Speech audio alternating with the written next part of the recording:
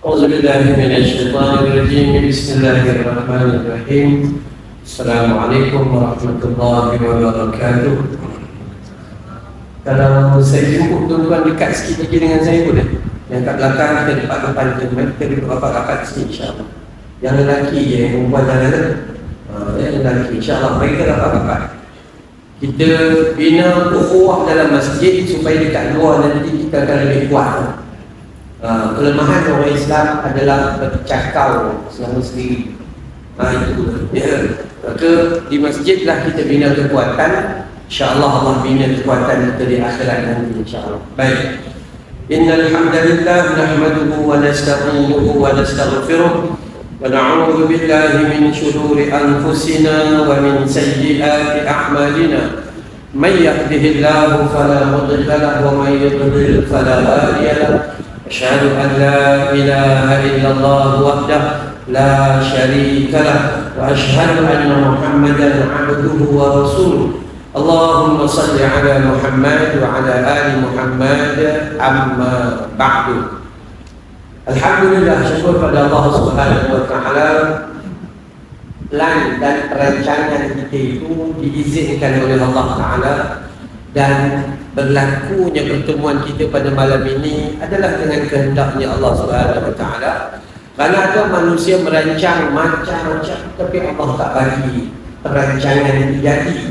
Tapi malam ini alhamdulillah, syukur pada Allah, dalam keadaan yang kadang-kadang ada halangan sana sini, tapi Allah masih lagi bagi ruang untuk kita bertemu dan untuk kita melakukan amal ibadah sehingga ianya menjadi bahan bukti untuk kita berboleh redha dan menduduki syurga Allah Subhanahu wa taala. Amin ya rabbal alamin. Jutaan terima kasih kepada Datuk sebagai pengurusi masjid. Jutaan terima kasih kepada sahabat Al-Cik Zakaria, juga seluruh AJK masjid yang sudi menerima persinggahan saya di Melaka ni. Alhamdulillah, aktif saya di Melaka ni semenjak lebih kurang 15 tahun lepas gitu. Cuma masjid ni kali pertama. Alhamdulillah. Okay, kita jumpa juga, moga-moga Allah bagi kenikmatan. Nama saya setiap kali tambah datang ke tahun. Nama saya Amran bin Yusuf, dalam IC Cik Amran bin Mat Yusuf. Nombor IC 700517025671. Umur 54 tahun tahun ini, cuma nampak macam 64, nampak tua sikit.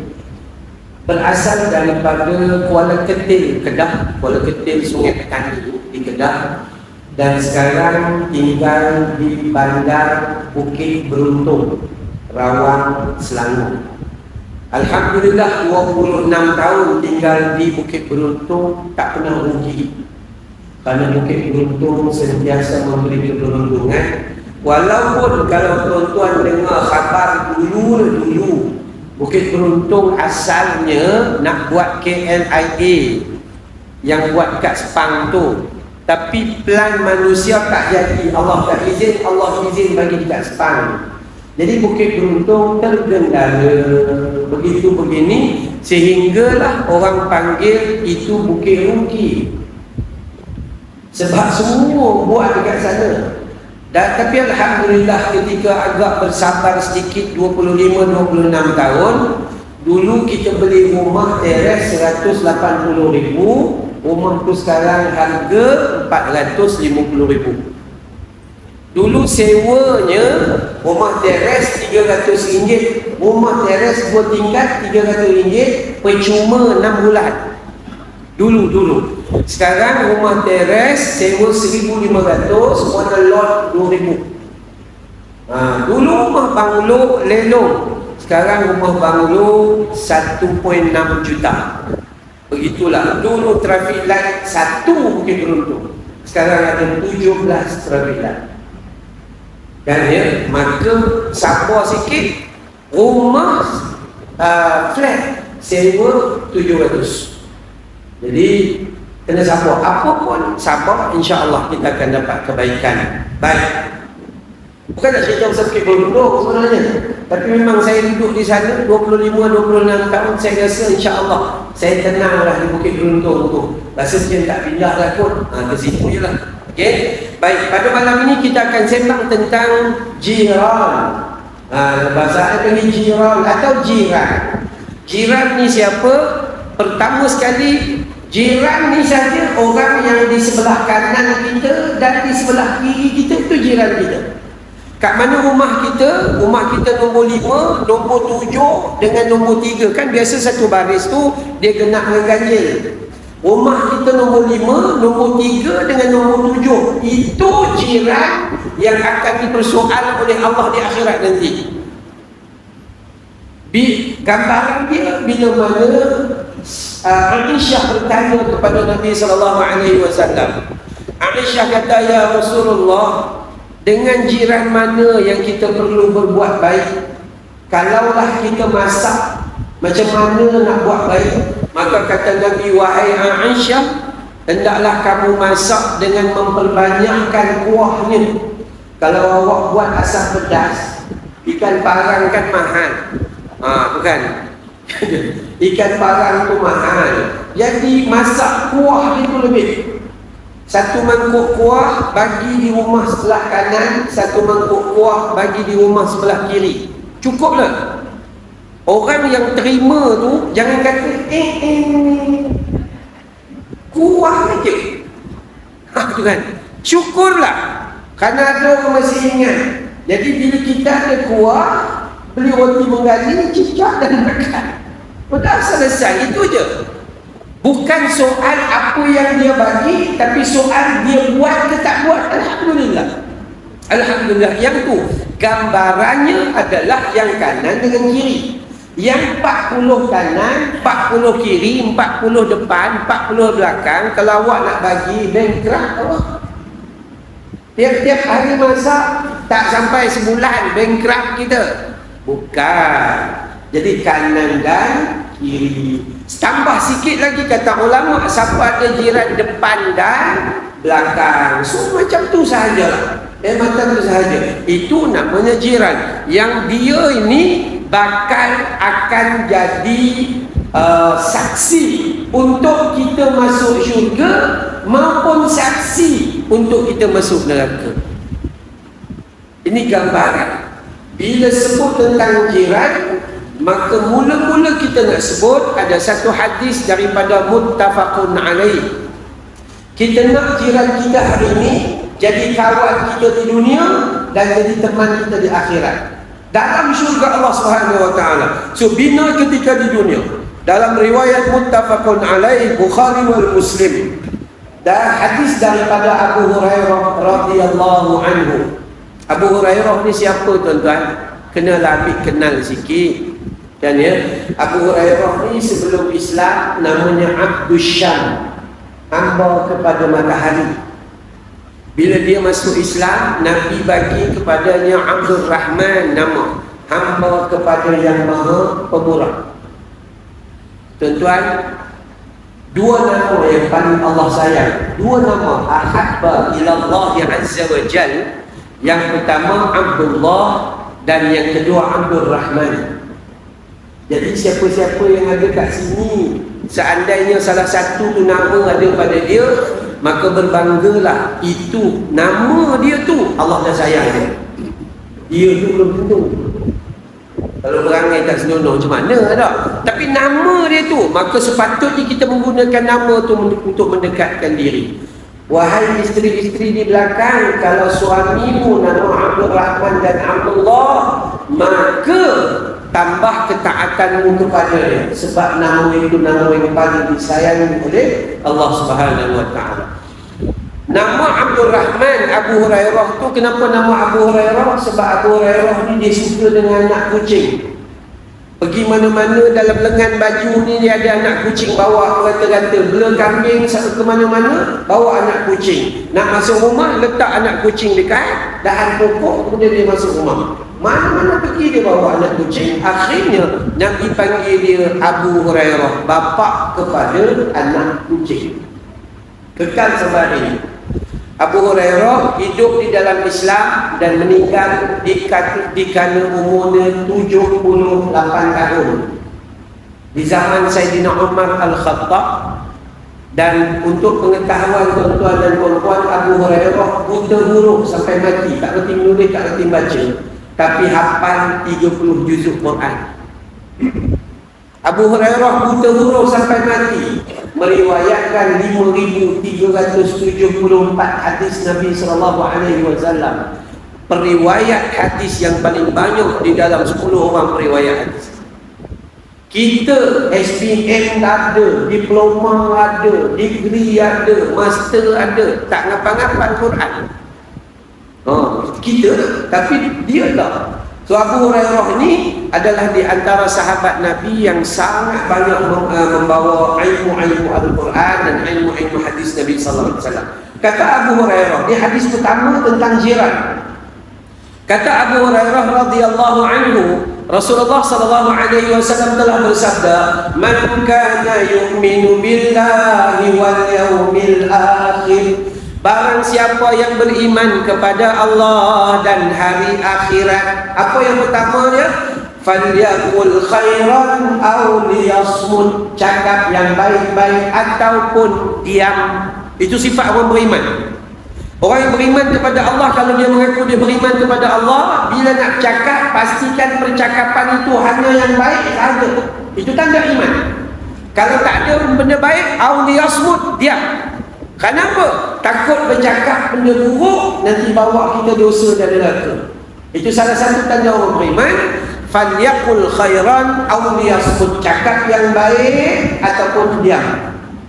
Yang kedua, wa man kana yu'minu billahi wal yawmil akhir, dan barang siapa yang beriman kepada Allah dan hari akhirat, falyukrim jarahu, dan dia menghormati jirannya.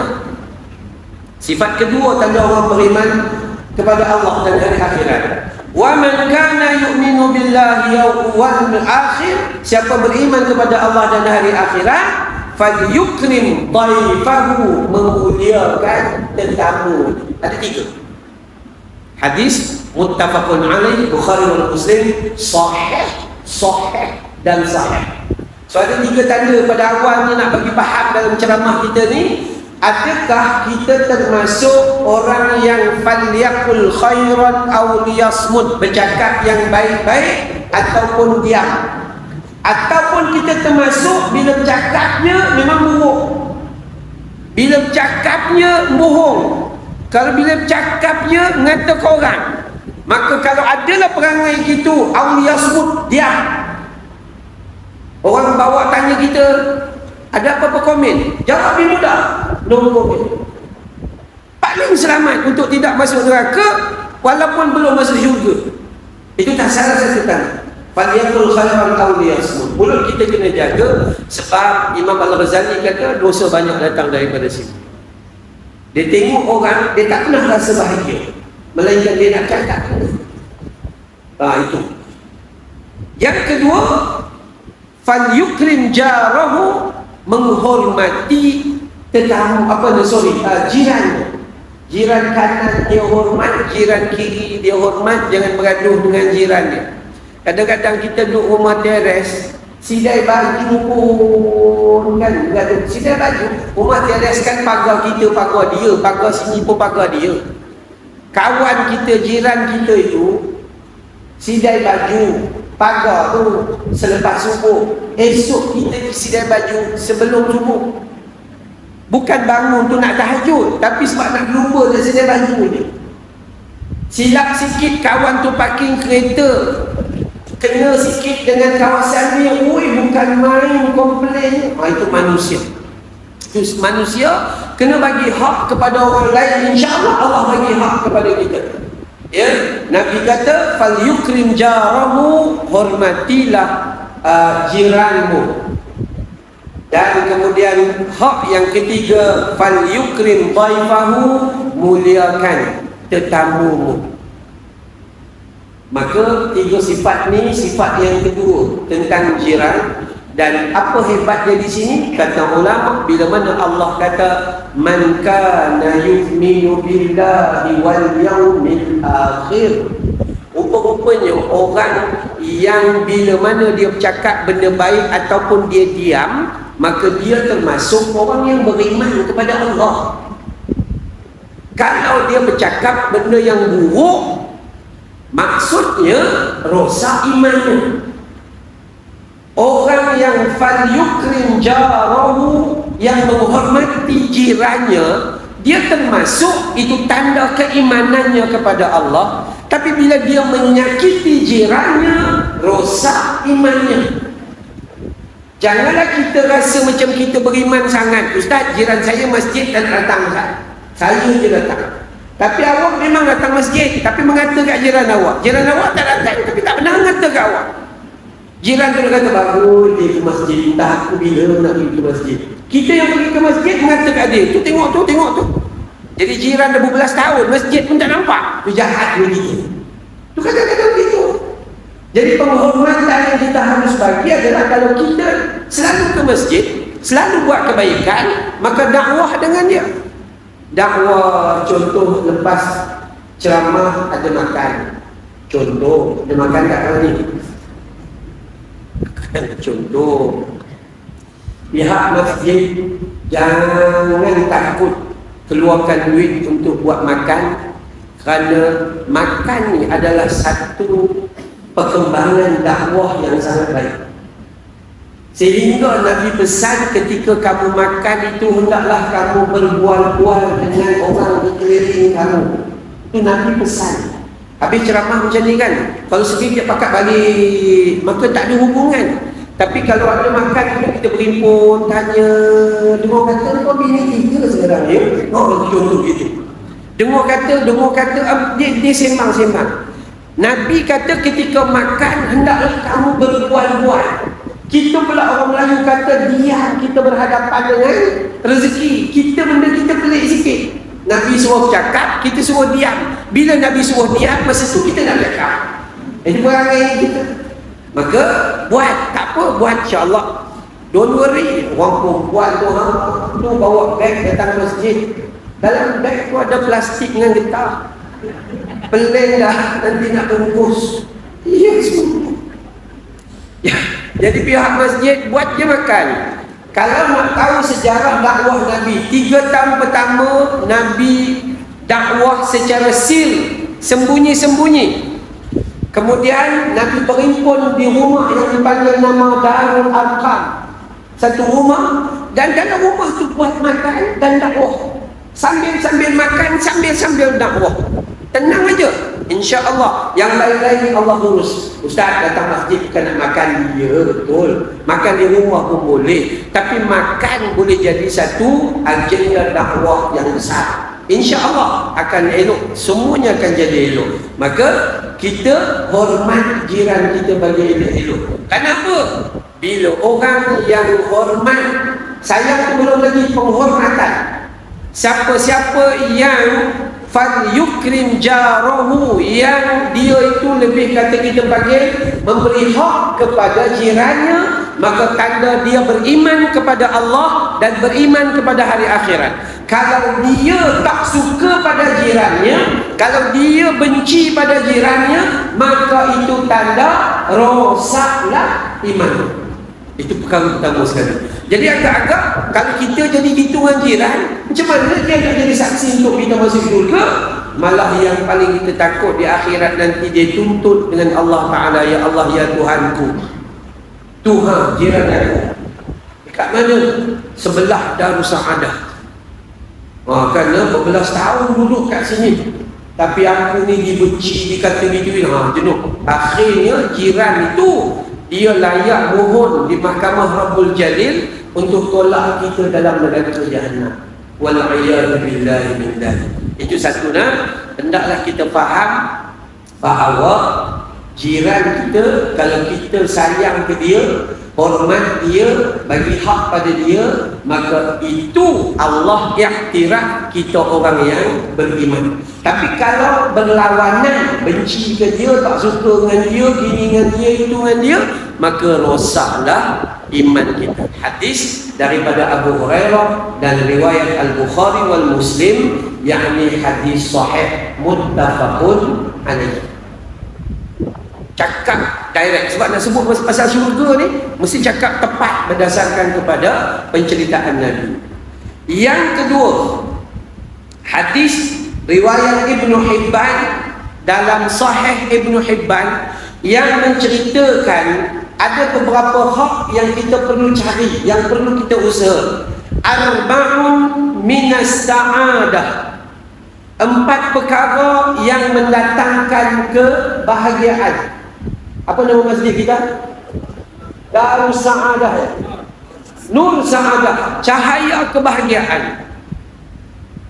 Cahaya kebahagiaan tu pun tak ada datang juga. Bukan takat nama cahaya kebahagiaan, lepas ceramah boleh bungkus makan lagi, tu pun tak pernah datang. Contoh tu kan ya, arba'un minas sa'adah, 4 perkara yang menghadirkan kebahagiaan, yakni al-mar'atu salihah, isteri yang salih. Isteri, kita kan kalau isteri duduk di rumah yang jenis tak kerja ni, balik-balik rumah ke bagi salam, assalamualaikum, dia jawab waalaikumsalam, lembut aja kan, maka lega, hilang penat seorang suami yang keluar berniaga daripada pukul 5 pagi balik pukul 4 petang, yang keluar pergi kerja tu. Isteri yang solehah, dia menghadirkan kebahagiaan. Tapi isteri yang kadang-kadang kita bagi salam, assalamualaikum, masuk je lah rumah awak bagi salam apa? Kenapa tak buka pintu? Kunci kan ada sendiri, buka je lah. Ya Allah, bukan orang sini, orang lain nak pergi tahu. Tapi itu kadang isteri salihah, Nabi kata pendatang atau menghadirkan kebahagiaan dalam rumah tangga. Isteri salihah, suami akan jadi tenang. Isteri salihah dapat mendidik anak-anak dengan baik, penuh kasih sayang. Isteri salihah akan jaga tubuh badan, aurat dan maruah diri dia. Isteri salihah akan jaga rumah tangga, harta suaminya dengan baik. Maka sebab itu tanda kebahagiaan seorang lelaki, nak tengok lelaki tu bahagia ke tidak, tengok isteri dia tu soleh atau tidak. Kalau isteri dia memang kerja diberi tudung aja, kejap tudung bawang, kejap tenggiri, kejap jenah, kejap pagi dan sebagainya, maka habis. Kan ya, sekejap-sekejap orang perempuan pula kuat dengan rombongan, kejap-kejap rombongan, kejap-kejap rombongan. Orang perempuan ni bagus sebenarnya, sangat baik orang perempuan. Kan ya, kejap-kejap rombongan, kejap-kejap rombongan. Tinggal laki di rumah tergontang ganting apa pun tak ada. Patut nak pergi rombongan, pergilah dengan suami.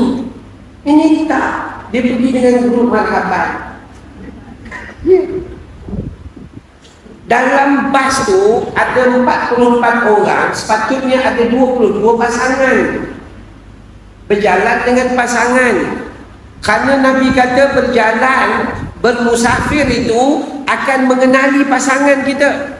Nak tengok masa susah di perut ke tidak, dia sabar ke tidak, begitu gini, nak kenal orang. Maka ketika dalam keadaan musafir itu sepatutnya ni tak orang perempuan, ya Allah, grup marhaban, kita orang lelaki meraban. Mana ada grup marhaban sekarang? Patut orang perempuan marhaban pula tu, ya Allah, lagu zaman Jepun, Attack Malaya. Yang marhaban pun geng kincing manis, darah tinggi, gaun, iya semua, pitching tak sampai. Lagunya tu, bunyi dia tu pun tak lalu makan. Kalau kita pergi kenduri kahwin, tak lalu makan, bunyi dia tu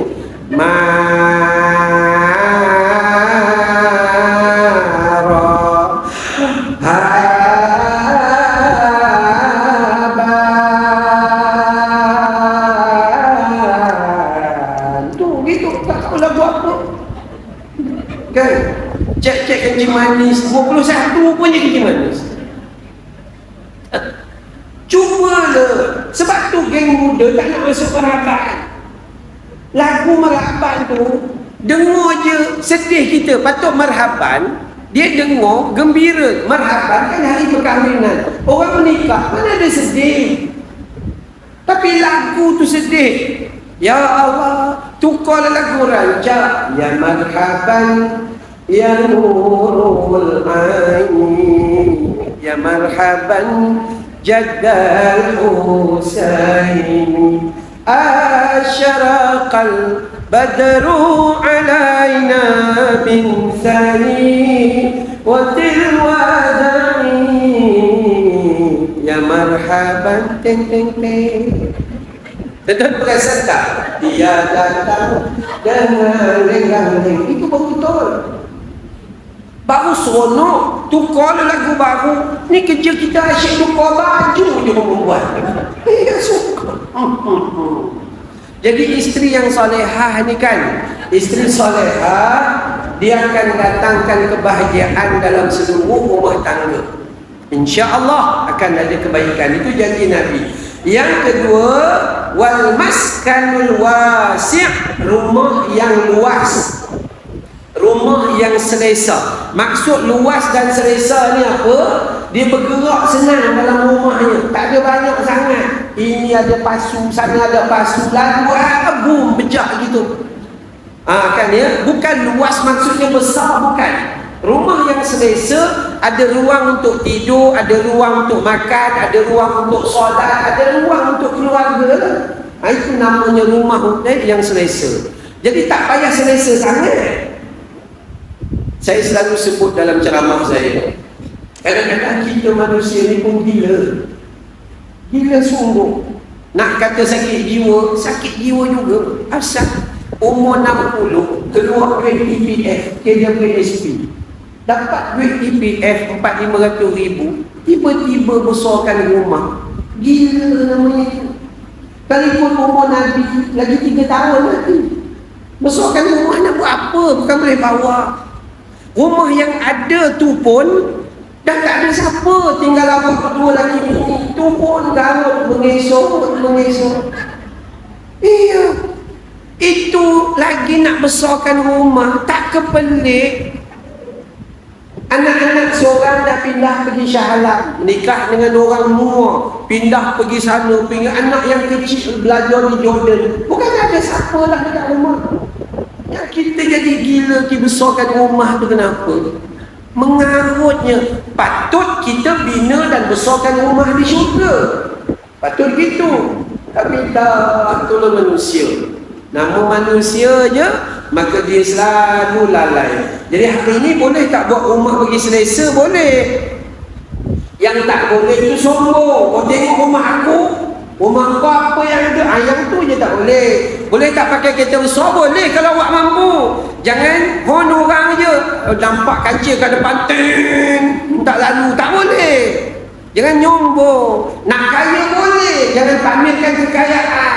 Silapnya orang Islam sekarang ni pun pelik juga. Buat rumah 20 juta, 21 bilik, lepas tu panggil TV3 pergi ambil gambar. Memang itu tak boleh. Buat je tak apa. Kan ya, semua tak ada masalah. Kalau memang awak mampu nak pakai Ferrari, pakailah. Manfaatkan betul-betul. InsyaAllah, kan ya. Maka itu tak ada masalah. Rumah yang luas buat kita akan jadi tenang. Tapi rumah yang sempit, kadang-kadang ada perangai kita ni suka simpan barang. Anak cucu ni pesan, atuk, uang je lah, nenek, uang je lah.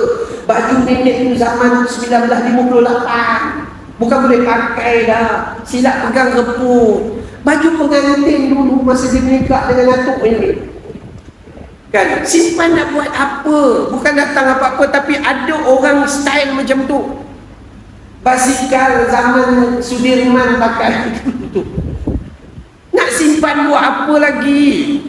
Tak manfaat. Kalau ia berguna dengan kau pergi museum, dah selesai, tak payah susah. Jangan simpan. Akhirnya rumah kita tu bukan tak besar, tapi rumah tu jadi kecil disebabkan banyak no. Orang perempuan lepas beli kasut, beli baju, lepas beli baju, beli handbag, lepas tu beli tudung, lepas tu kita terpaksa beli almari, tak ada tempat nak bubuk. Ya, beli almari tak cukup pula, beli lagi almari, beli lagi almari, beli lagi almari. Rumah kita jadi kecil dengan barang kat dalam sana. So, insya-Allah tak ada masalah tuan-tuan kalau nakkan rumah yang selesa. Yang ketiga, sifat yang terbaik nak cari kebahagiaan adalah wal jarus salih, yakni jiran yang baik.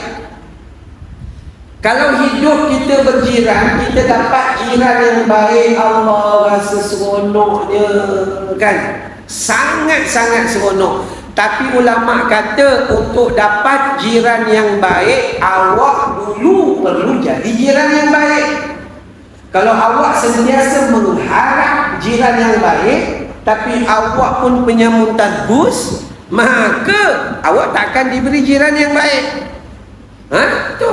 Maka ada dalam hal ini, so apa kita kata bahawa kita disuruh mencari kejiranan yang baik. Maksud kejiranan yang baik itu mungkin rumah kita itu senang pergi ke masjid, senang pergi ke dewan masyarakat, senang pergi ke kedai, senanglah bertemu dengan masyarakat. Bukan maksudnya jiran yang baik kita pergi sebelum beli rumah, kita tanya rumah sebelah ni, awak ni sikap macam mana?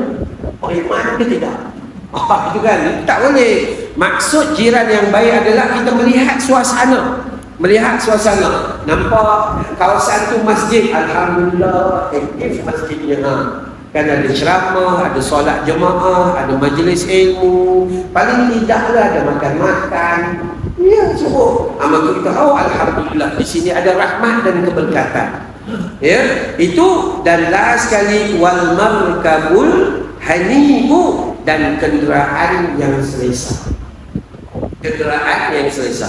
Pertama, paling besar kebahagiaan isteri yang salihah. Tuan-tuan, isteri saya meninggal tahun 2021 bulan 3. Dan tahun 2021 juga bulan 5 saya tak tahu lama, 2 bulan je. Tu pun sebab PKP hari tu. Kalau tidak 2 hari je. Kita bukan ada hidup 4 bulan 10 hari. Jadi siapa-siapa yang bini mati, jangan tunggu. Tu confirm ada yang kosong tu, hantar je WhatsApp. Ini biar di seorang-seorang menikah pahala, tuan-tuan. Duduk bujang tak banyak makan, duduk bujang roti canai sekeping, tak lalu dah makan, gigi pun tak apa ada. Nak beli baju dah ada, nak beli kasut dah ada, nak beli rumah dah ada. Akhirnya duit tak dibelanja untuk kebaikan. Dapat isteri pula tu, isteri suka membeli belah, tak pahala kita. Dapat isteri suka ajak jalan, dapat pahala kita. Ketika belanja makan, bawa isteri pula kena kuat ke dalam. Alhamdulillah. Tak ada satu pun yang rugi lah. Tak ada satu pun yang rugi. Datang ke masjid sama-sama, mana isteri saya tak pasti kat mana. Tu ada kat belakang tu. Ya, okay. Ya, kan ya. Alhamdulillah, bila saya jadi penceramah, dia jadi pilot, jadi driver. Dulu saya ada driver. Tapi bila kita kahwin, kita nak cakap dalam kereta, I love you, mujhe tumse muhabbat hai, biarkan teh. Driver dengar, tak jadi. Akhirnya dia bawa kereta. Alhamdulillah. Kenapa? Kongsi. Dia dapat pahala bawa kereta pergi ceramah, saya dapat pahala bagi ceramah. Sudah, itu je. Tak payah susah hati sangat. Orang perempuan sama juga. Kalau suami mati, cepat-cepat cari ganti selepas 4 bulan 10 hari. Itu. Kalau rasa tak jumpa, cari Datuk tolong cari. Bukan tanya Datuk tolong carikan. Allah. Baik. Nombor 1, isteri yang baik pada hari ini, kalau dia nak rumah tangga keseluruhan daripada suami dan seluruh keluarga besarnya nak jadi baik, dia perlu bangunkan diri dia menjadi isteri yang salihah. Yang kedua, rumah yang selesa tanggungjawab kami. Isteri suka tidur atas tilam, dreamland, damlek pillow, vono, maya kari. Boleh, beri je lagi. Isteri suka makan asam pedas dan masak lemak, daging salai. bagi je. Ini rumah yang selesa, maka buat yang terbaik. Orang lelaki jangan bakhil. Al-bakhilun wal kadukutun. Jangan bakhil. Kan ya? Bagi je ruang dekat isteri kita. Yang ketiga, kejiranan yang baik. Cari kawasan masyarakat yang boleh mengingatkan kita kepada Allah Ta'ala dengan punca pertama, kita dulu jadi baik. InsyaAllah kita akan dapat. Dan yang keempat, kenderaan yang selesa. Kalau awak mampu Proton Saga, selesa. Kalau awak ada duit beli BMW, Mercedes C200, beli. Tak apa, tak ada masalah. Asal itu selesa. Saya pun pakai kereta mahal sikit. Bukan mahal sikit, bagi saya tu mahal, 200,000 lebih. Ya, tapi sebab berjalan satu Malaysia, 2 hari lepas di Jerantut, lepas tu terus ke sini, besok pukul 4-5 pagi nak kena keluar pula, ada program di Selangor. Minggu depan nak datang Melaka lagi, Kelebaran. Minggu lepas Melaka juga 3 hari. Berkata-kata. Maka bila kenderaan itu elok tu, selesa, maka tubuh badan kita akan agak sihat sedikit.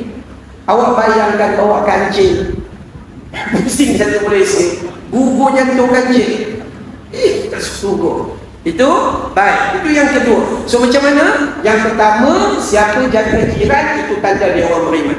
Yang kedua, kalau dia nak jiran yang baik, dia dulu jadi baik. Kalau dia nak jiran ditegur siapa, dia dulu nampak jiran, Assalamualaikum.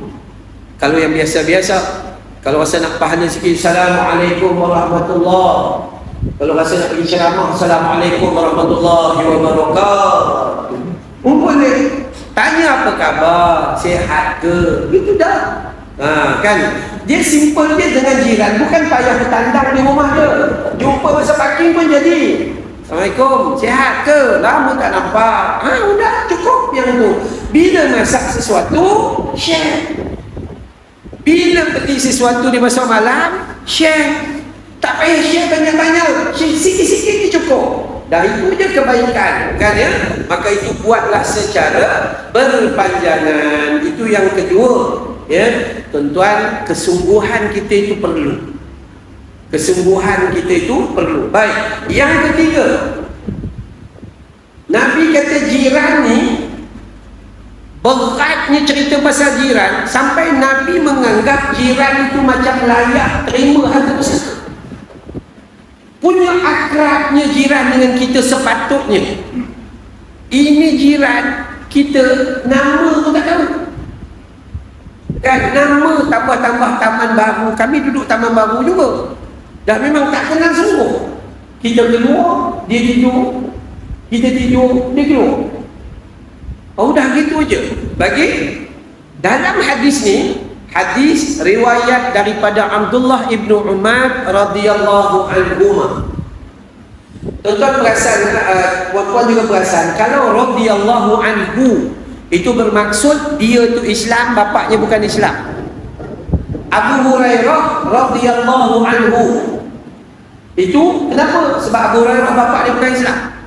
Tapi Abdullah ibnu Umar, dua orang Islam radhiyallahu anhuma.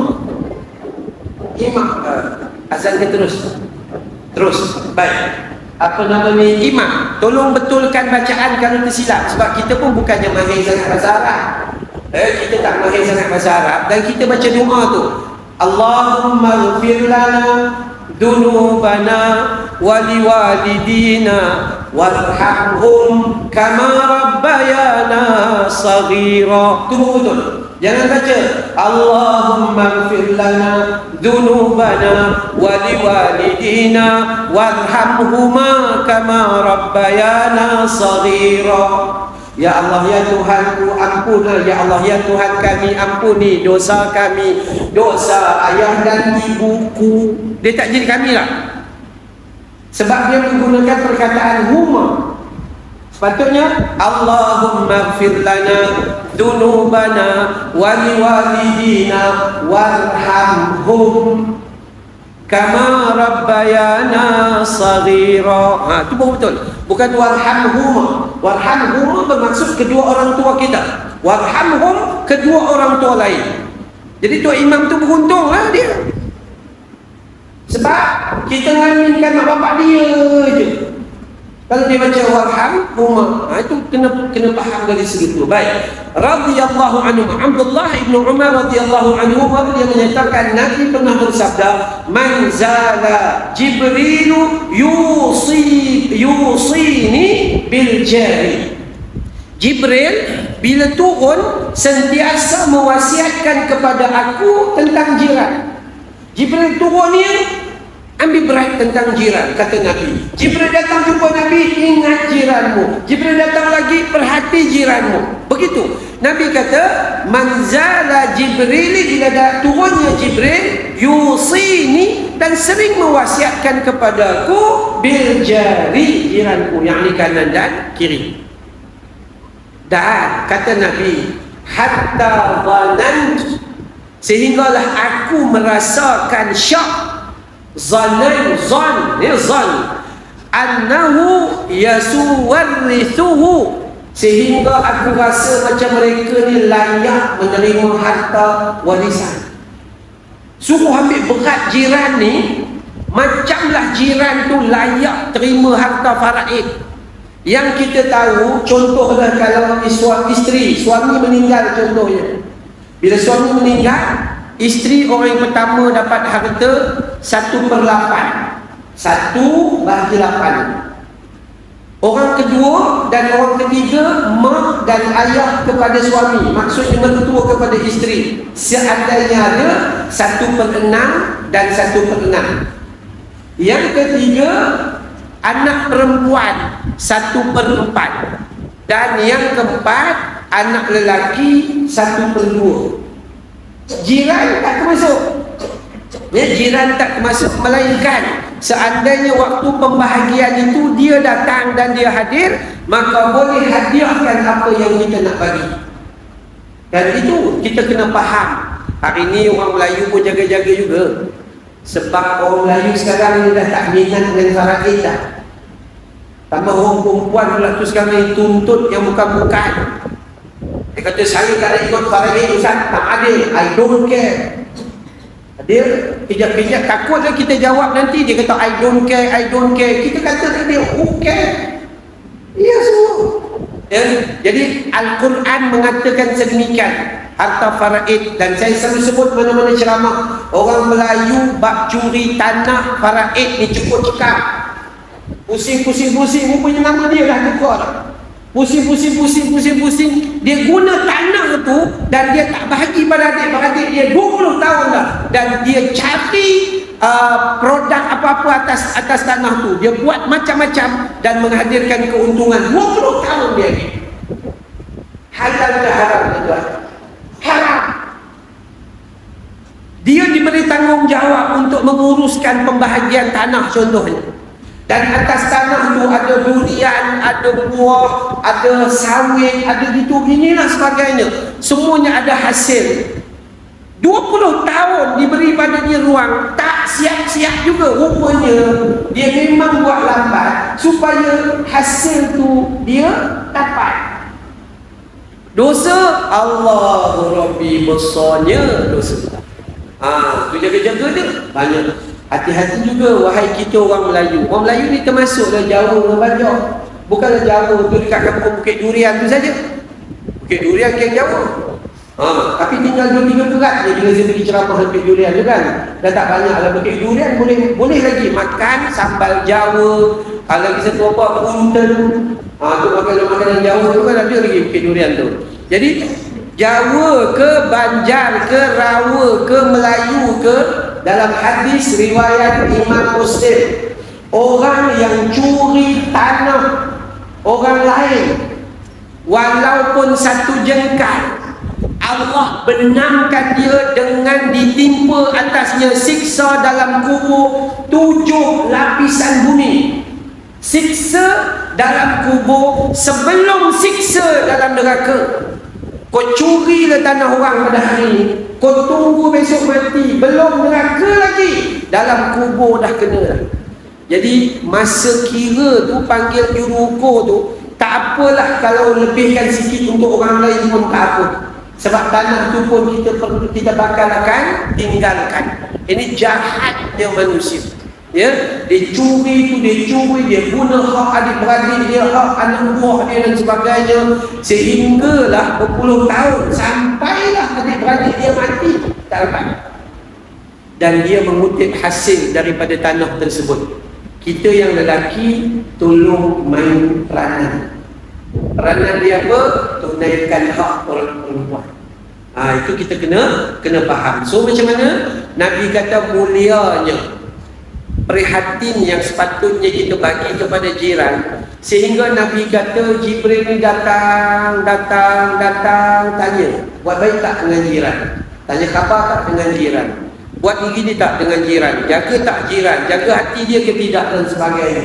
Maka Nabi kata sehingga aku merasakan bahawa jiran ini seumpama layak menerima harta warisan kita.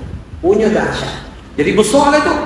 Jadi kita tengoklah hubungan kita dengan jiran hari ini. Kalau kita hubungan baik, alhamdulillah, itu tanda keimanan kita, tanda kita berhak untuk dapat kebaikan, dan kemudian kita dapat kebaikan ini seperti mana yang telah diwasiatkan oleh Sayyidina Jibril alaihissalam.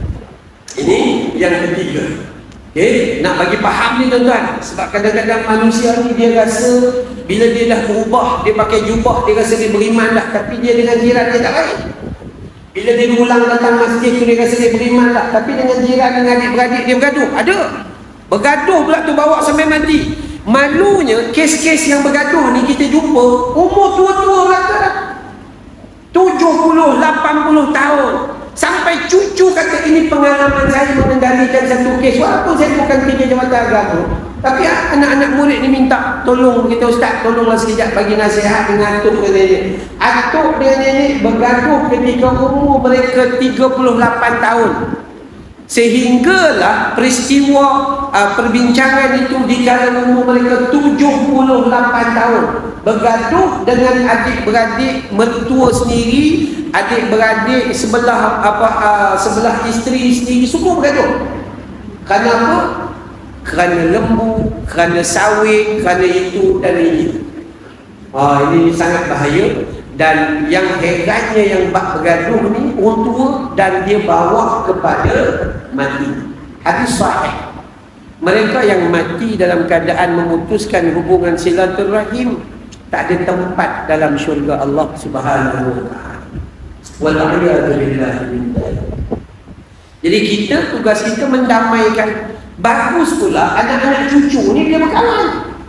Cucu orang ni elok aja pergi berkawan, main bola lagi, lawan futsal lagi, tak ada masalah. Atuk nenek yang tua dan bangga tu, yang tak nak berubah, susah tuan-tuan, susah sungguh. Karat dah banyak dalam hidup dan memang tak nak dengar cakap dah. Tu sangat-sangat bahaya.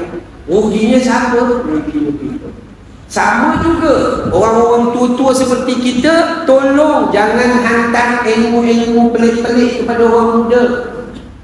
Saya selalu selit pergi mana-mana saya sebut, terutama kita orang Melayu, orang perempuan, berhenti, jangan buat lagi dah program lenggang perut. Itu kan ya, upacara lenggang perut pada anak perempuan yang sedang mengandung 7 bulan. Bahaya. Kenapa? Kalau betul nak melenggang, masuk je Zumba. InsyaAllah lenggang lagi. Ini tak buat upacara dibaringkan budak perempuan tu, dibuka je perut, lalu dilumur dengan minyak kelapa. Sekarang ni beriman sikit, minyak zaitun. Beriman sangat lah tu guna minyak zaitun, kan ya. Lepas tu ambil buah kelapa, dibuka buah kelapa tu elok, sabutnya dilicinkan bagi elok, letak atas perut. Mak bidan datang, jampinang, butinang, butir kuih, tepuk perut, golek belah kanan, anak lelaki kalau belah kanan. Jampi sekali lagi, golek belah kiri, anak perempuan. Tak apalah, buat keputusan. Buat kali ketiga, tepuk-tepuk, tak golek, pondal. Apa benda khurafat dan tahyul dalam tahun 2024 ni masih ada lagi. Ada Ada lagi orang kita hari kenduri kahwin, baling seluar dalam naik atas bumbung kemah. Kepercayaan apakah ini? Kan pelik dan ajaibnya. Dia kata, ustaz, kenapa Tok Bomo datang malam tadi, dia pesan seluar dalam pengantin atau seluar dalam tuan rumah, syaratnya belum basuh. Ambil baling naik atas kemah. Kenapa hujan kalau nak turun nampak seluar dalam, hujan jadi malu, tak jadi turun? Khurafat tu. Kalau betul tak nak turunkan hujan, doa kepada Allah Ta'ala. Hadis riwayat Imam Al-Bukhari, Allahumma sayyiban nafi'ah, ya Allah kurniakan bagi hujan yang manfaat bagi kami. Ataupun ya Allah, ya Tuhan kami, kau turunkanlah hujan sekitar kami, jangan kau turun di atas kami. Ada hadis sahih. Tapi kita tak guna juga buat benda pelik-pelik. Masih ada lagi orang yang dapat bayi kemudian dapat uri, dibasuhnya uri itu. Tak ada masalah kalau nak basuh, tapi tak ada dalam agama suruh basuh uri tu. Keluar ambil uri, pergi tanam je. Tak payah cari tanah perkuburan Darus Saadah, tak payah. Mana-mana tanah boleh tanam. Tak, dia nak basuh. Okeylah, bolehlah basuh, guna air. Orang Perak kata guna air. Bolehlah basuh. Jangan buat basuh guna garam, asam limau, asam keping. Ni nak buat, nak basuh uri ke nak buat asam pedas? Tanam uri, kenapa letak pensel 2B? Tak, masa tanam tu ada pernah fikir ke tidak? Tanam letak. Kalau betul nak bagi anak cucu pandai, beli Samsung tanam. InsyaAllah pandai. Ya Allah, jomlah. Akal ni jangan diperbodohkan. Ustaz, orang tua-tua buat. Ya, orang tua-tua buat. Kalau bercanggah dengan agama, tak boleh buat. Dan kita pula orang tua-tua, jangan bagi ilmu yang menyalahi hukum. Takut waktu hidup berdosa, lepas mati pun berdosa sebab orang lain beramal dengan ilmu kita. Wa'iyadzubillahi min dzalik. Tu takut kita ni. Maka jangan percaya bukan-bukan. Ni mimpi gigi atas patah, orang dekat nak mati. Tak lama mimpi gigi bawah patah, orang jauh nak mati. Dia mana pernah mimpi dia mati, orang lain aja mati.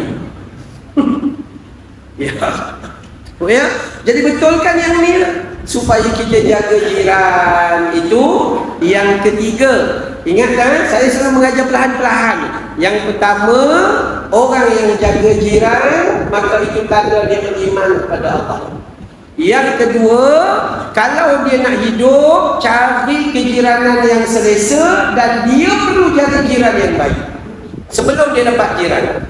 Yang ketiga, Nabi kata jaga jiran ni macam dia tu layak terima faraid. Walaupun memang dia tak layak, tapi prihatinnya kena jaga jiran itu, tanya khabar macam dia layak. Dan yang keempat, dalam hadis riwayat Imam Al-Bukhari dan Muslim, Nabi kata jangan sakiti jiran. Hadis Abu Hurairah, Nabi kata wallahi la yu'minu ahadukum, kamu tidak beriman salah seorang daripada kamu. Kemudian apabila ditanya juga siapa ya Rasulullah, maka Rasulullah menjawab, orang yang jirannya tidak selamat bila tinggal di sebelah. Wallahi, disebut sumpah, la yu'minu, kamu tidak beriman. Siapa yang tidak beriman? Bila mana orang atau jiran yang hidup di sebelahmu rasa tak selesa dengan perangai kamu. Dan hadis lain yang menyebut tentang tidak selesa itu menyakiti jiran dengan dua perkara. Pertama dengan tangan, kedua dengan lidah. Kebiasaannya terjadi. Pertama dengan tangan, pukul jiran, ambil getah jiran, langgar hak jiran, dan macam-macam. Dia buat tak peduli dengan jiran dia. Dan kedua mulut tak pernah berhenti mengata kat jiran dia, maki hamun jiran dia, hina jiran dia dan sebagainya. Kalau inilah, maka kita tak termasuk golongan yang beriman. Dah berlawanan dah tu dengan yang pertama tadi. Patut jadi jiran jadi orang beriman. Yang ni kita langgar jiran kita lawan jiran kita jadikan mereka hidup tak sempurna, dan kemudian mereka terpaksa mengambil keputusan untuk pindah daripada rumah tu, walaupun rumah tu dia dah beli dah. Kerana buruknya perangai kita yang tak nak berubah. Oi, sungguh hati-hati sungguh-sungguh dalam bab ni. Sebab tu saya selalu bercakap, dalam ilmu Islam ni, pertama akidah kena jaga, hubungan kita dengan Allah. Kedua ibadah, hubungan kita dengan Nabi SAW, ibadah kita. Dan yang ketiga, akhlak kita. Kita boleh pakai jubah, sekali pakai 3 pun boleh. Jubah kecil satu, jubah satu lagi sarung yang tak berbutang, jubah yang ketiga tu berbutang, 3 dalam satu pun boleh.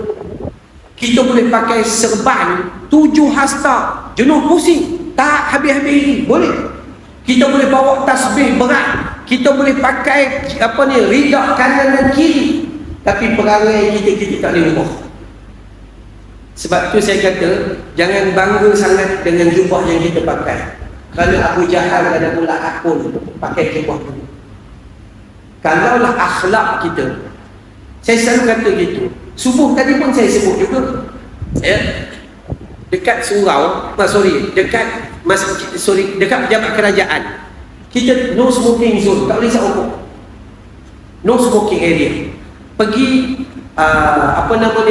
shopping mall, tak boleh merokok. Pergi hospital, tak boleh merokok.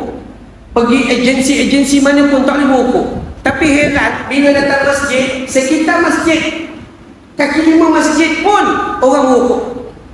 Malah yang best lagi yang merokok tu AJK pula tu. Iya. Tak elok memang. Akhirnya kita menghina rumah Allah Ta'ala dalam keadaan kita tak ada ilmu. Tak boleh sebenarnya. Kita tahu dah rokok itu jumhur kata haram. Jumhur. Cuma adalah sepatah 2 orang yang merokok ni dia kata makruh. Tak apalah, tak apa. Tapi simpan rokok tu, ada yang lebih buruk perangai tu. Pakai jubah elok beriman, dalam poket ada gudang garam. Malah yang lebih buruk, solat kan kita selalu buka, handphone letak, atas handphone Marlboro. Bawa rokok masuk dalam masjid, macam jiwa dah mati sampai tak rasa apa-apa, bawa benda haram pergi ke masjid. Ya Allah. Tu.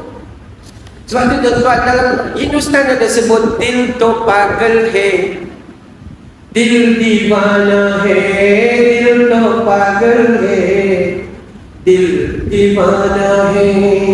Ni hati, dil to pagal hai. Hati boleh jadi gila. Zahir kita boleh ubah. Nak tunjuk kata orang beriman tak ada masalah. Kau berjalan bawa tasbih, tambah tasbih yang berbunyi tu, ketak. Macam orang lain tak berzikir, dia seorang aja. Duduk dalam masjid dia bunyi ketak. Dia duduk ujung sana, terganggu sampai ujung sana. Itu Nabi cukup larang benda yang macam tu. Solat bising pun Nabi larang. Allahu Akbar, bis. Orang duduk sebelah kita rasa tak selesa, lari dia pergi ke belakang. Tu pun tak boleh. Tambah-tambahlah kita bawa rokok masuk dalam masjid. Allah. Jadi kadang-kadang kita tak ambil peduli, tak ada benda. Tok siap bancuh teh tarik rokok di mulut. Koridor masjid, ting, rokok ke tepi, bancuh teh tarik, pahala sunat, rokok buat benda haram, mana satu? Sebab itu kalau kita jaga akhlak, semua akan jadi cantik. Datang ke masjid, tak pakai jubah tak apa. Tak pakai jubah tak apa. Kita orang Melayu, memang baju Melayu. Kan baju Melayu. Tu pun baju Melayu sekarang ni pun orang lain jahit. Saya pergi tempat baju Melayu, orang Cina pandai jahit sekarang. Orang Melayu dia tak kerti jahit, dia kerti pakai je. Tu kan ya. baju Melayu nak pakai kurta boleh, lebih kurang macam ni. Kurta boleh. Nak pakai t-shirt boleh. Cuma t-shirt jangan ada tulisan kat bahagian belakang. Nanti orang saf kedua, Allah Akbar. Oh, EJK masjid rupanya. Itu tak boleh mengganggu. Tu kan. Jadi semuanya kena faham kedudukan ini. Yang paling penting perubahan dalam ilmu dan amal, bukan perubahan tentang pakaian dan aksesori kita. Datang je ke masjid pakai t-shirt bola pun tak apa. Tak ada masalah apa-apa. Jangan halang. Kata ke masjid tengok kita pakai t-shirt belakang. Bukan ya, hati-hati. Kenapa? Sebab kita ilmu tak ada. Syarat untuk masuk ke masjid dia tak bagi syarat wajib pakai jubah, tak ada. Asal pakaian bersih, kemas, tutup aurat, sudah selesai. Itu kita kena faham. Baik. Jadi dengan jiran ini dia ada dua benda. Jangan sakiti mereka dengan tangan. Maksud tangan, jangan pukul mereka, jangan ambil harta mereka, jangan langgar hak mereka. Dan paling besar, jangan langgar hak mereka, jangan buat mereka sakit hati dengan lidah. Awak pasang radio di rumah, dia pasang radio ni lagu Hindustan.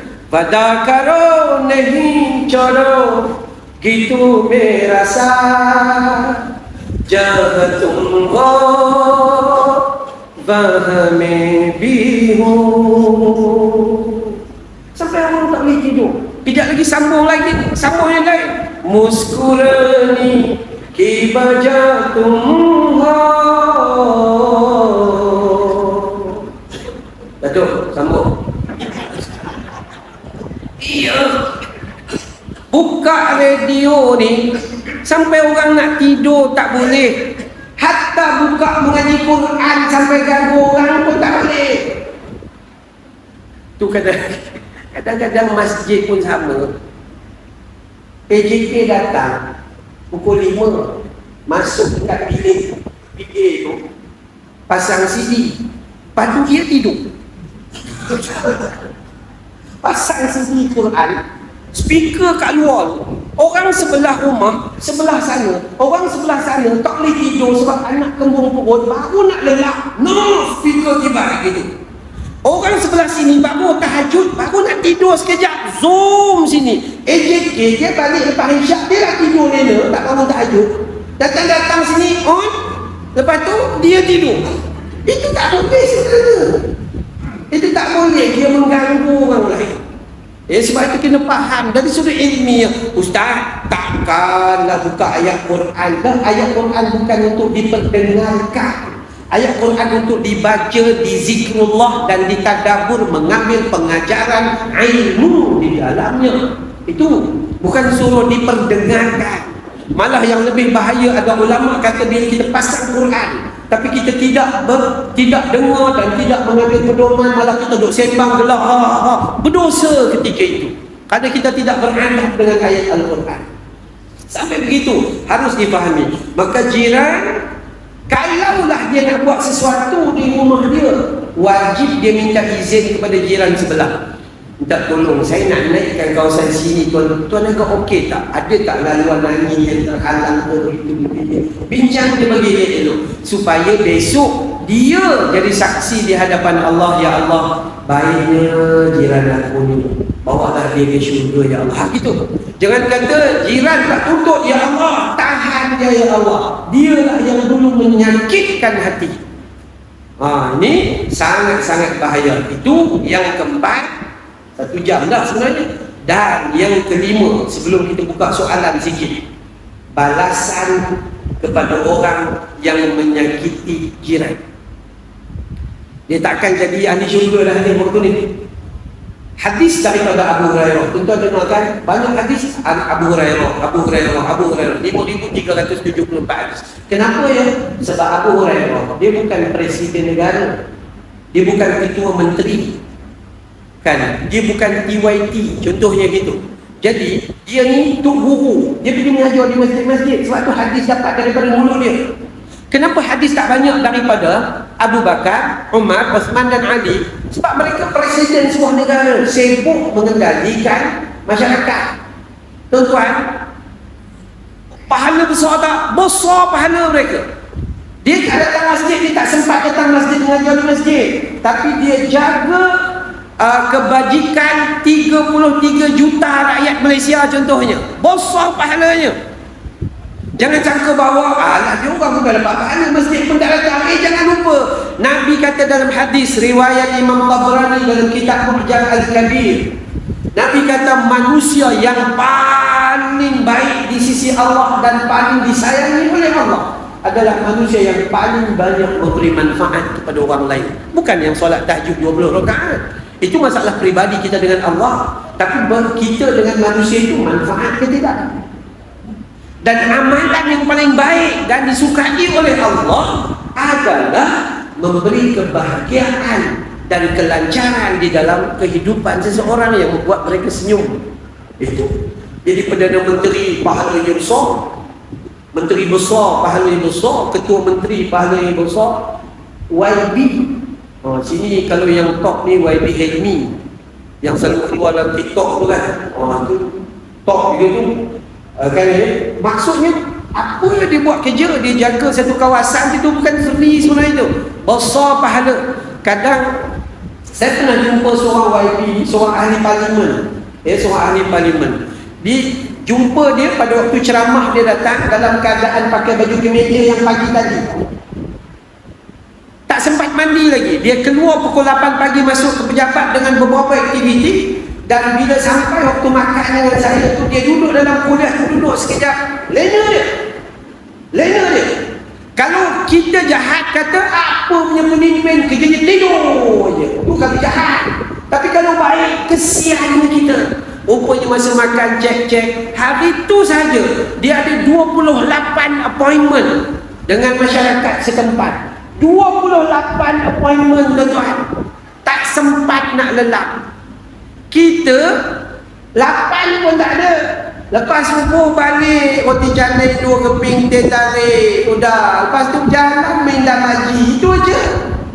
Maka sebab itu besarnya pahala para pemimpin kita ni. Bila-bila saya berceramah dengan jabatan ke dengan menteri, saya selalu kata gitu, buat bagi ikhlas, buat kerana Allah, buat kebajikan kepada orang yang anda jaga, maka itu kebaikan. Ini.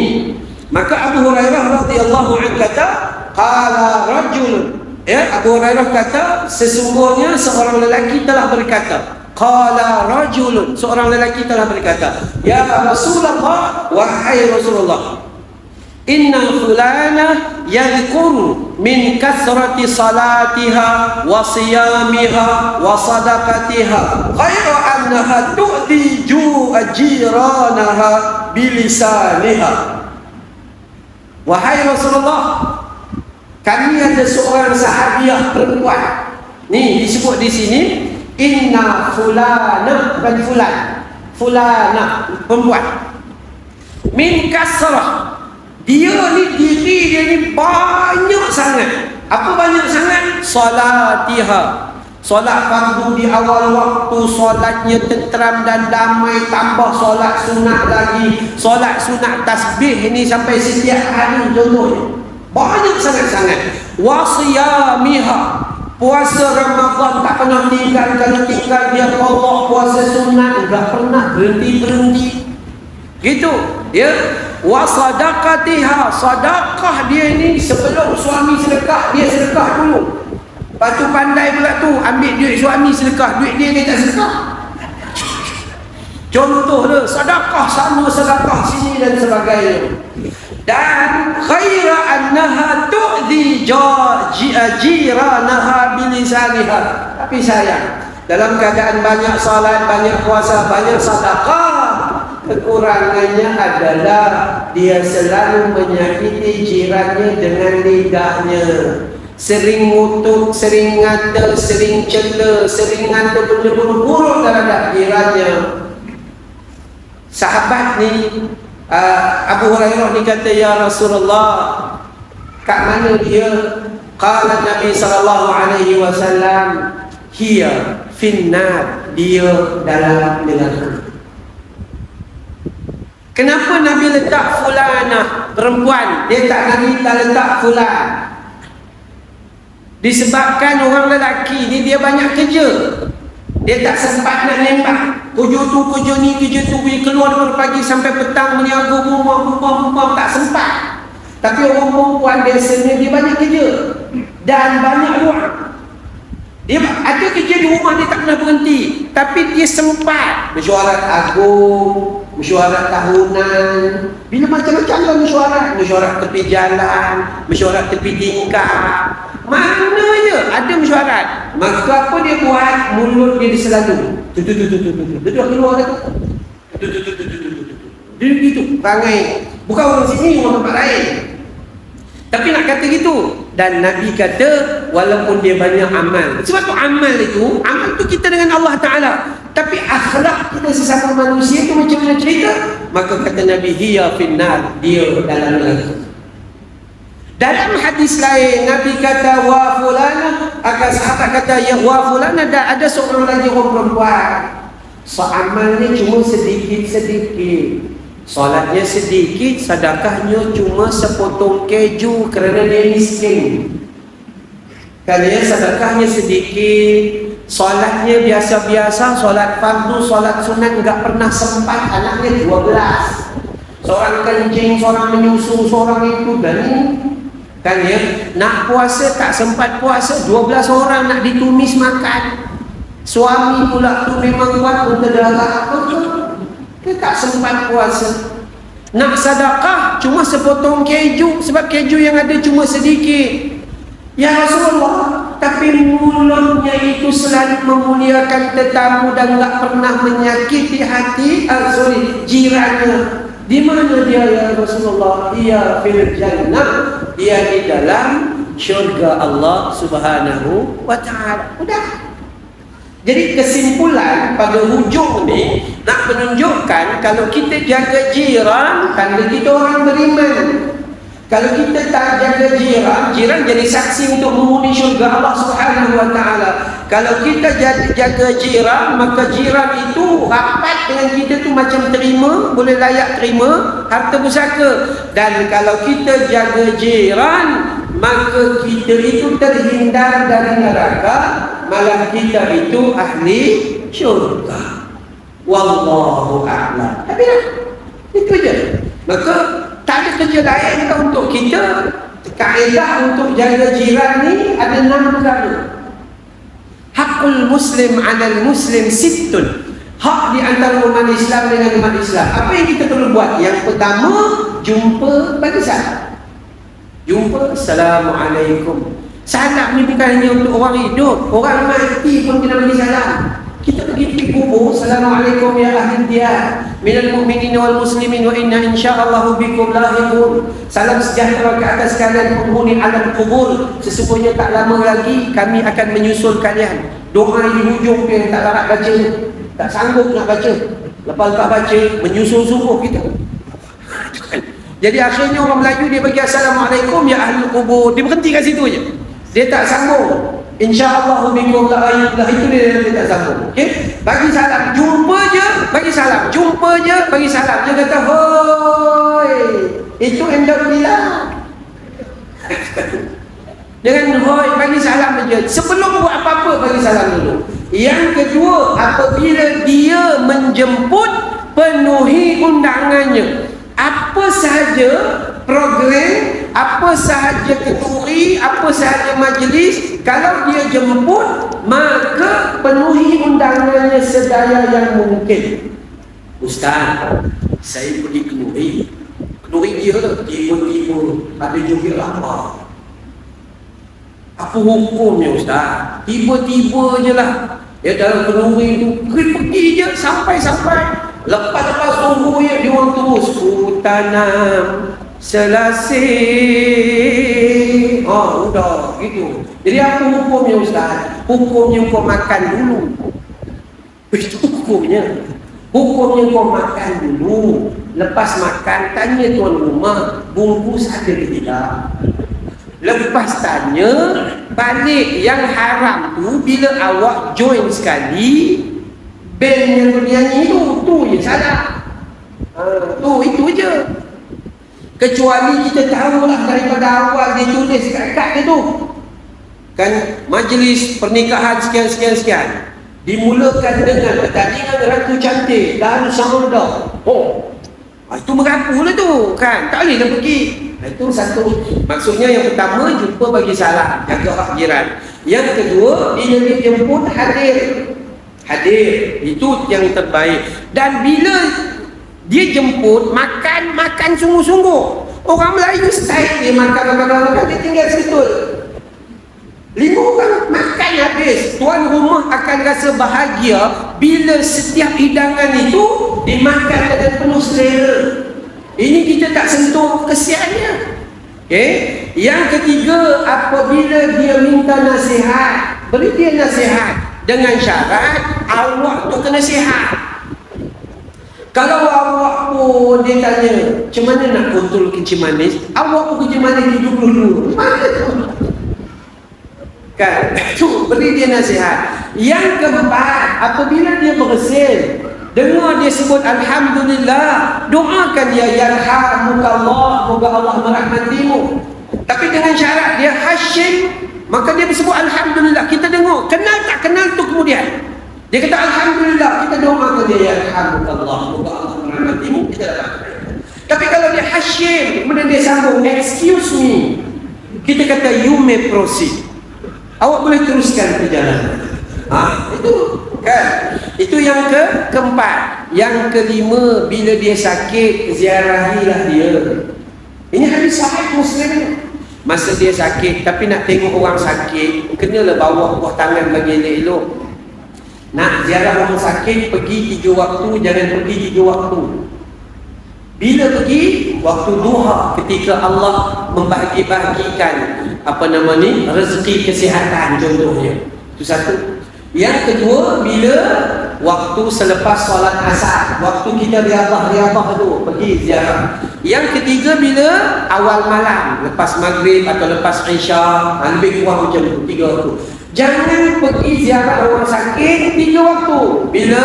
Sebelum subuh. Udah gila kau. Pukul 5 pagi datang rumah orang ziarah orang sakit. Kau ingat? Apa? Satu. Yang kedua, matahari tengah rembang atas kepala.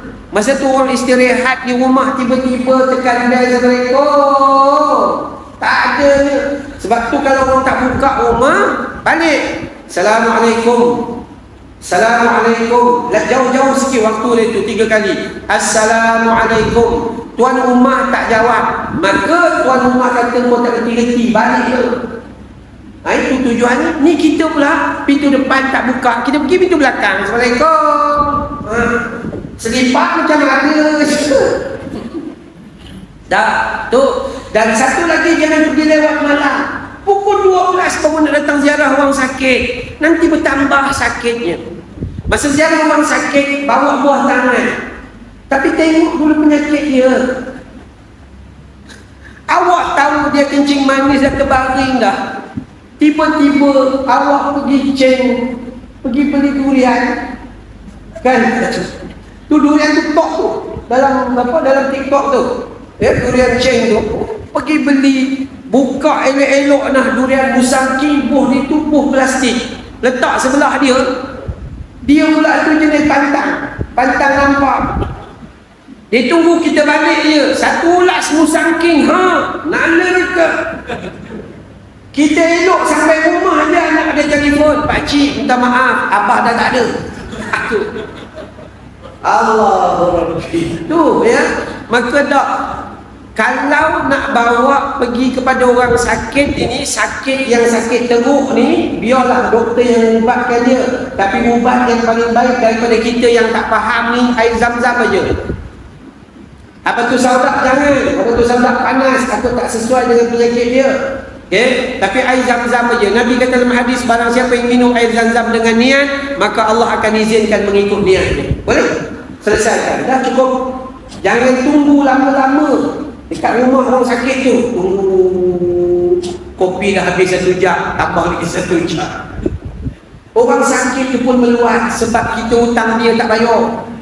Dan kita pula harap dia mati je. Sakit, ziarah. Dan yang terakhir, yang keenam, bila dia meninggal, segera menziarahi jenazahnya, bantu urusan jenazahnya, dan iringi jenazahnya ke tanah perkuburan hingga selesai, maka kita akan dapat pahala 2 qirat menyamai 2 bukit Uhud.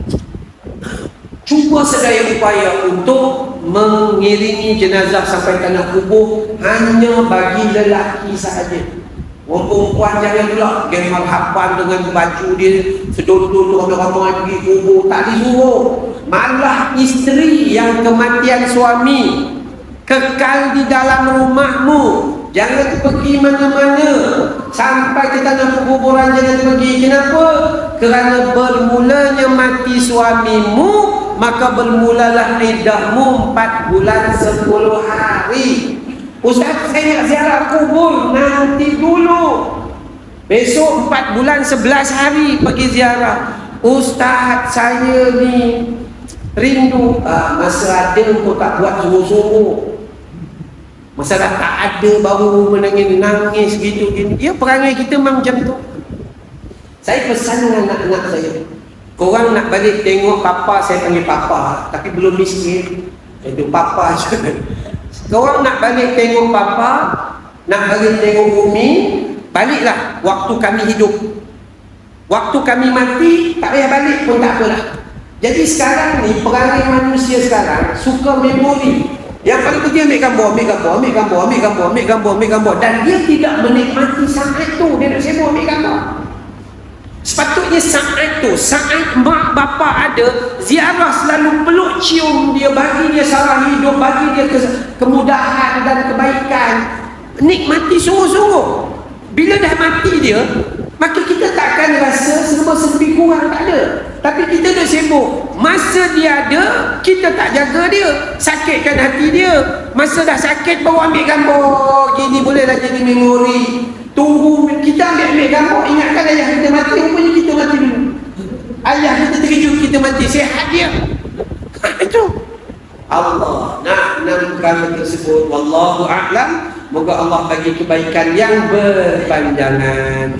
Minta izin dengan Datuk, mana-mana saya pergi ceramah, saya akan bagi tahu tuan-tuan tentang sekolah tahfiz saya. Saya ada sekolah tahfiz, Madrasah Rawdah Al-Ilmi di Bukit Beruntung, yang madrasah tu telah kami buat lebih kurang 12 tahun dah. Ya, dan 20 orang pelajar perempuan, 25 pelajar lelaki, 110 orang pelajar yang berulang alik setiap hari. Kami ada sekolah tahfiz, dan alhamdulillah anak-anak syukur dapat meneruskan pengajian dengan penuh kenikmatan dan kebahagiaan, dengan hasil daripada sumbangan orang ramai dan hasil daripada pendapatan peribadi saya dengan pihak TV lah. Jadi kita buat macam-macam lah. Jadi malam ni lah, kalau ada tuan-tuan dan perempuan yang nak bersedekah, saya sangat alu-alukan. Moga Allah bagi kenikmatan dunia dan akhirat bagi kita, insya-Allah. Bismillahirrahmanirrahim. Alhamdulillahi Rabbil Alamin. Wassalatu wassalamu ala sayyidil mursalin wa ala alihi wa sahbihi ajma'in. Ya Allah, ya Rahman, ya Tuhan kami, ampuni dosa kami ya Allah, dosa ayah dan ibu kami ya Allah, dosa pasangan hidup kami ya Allah.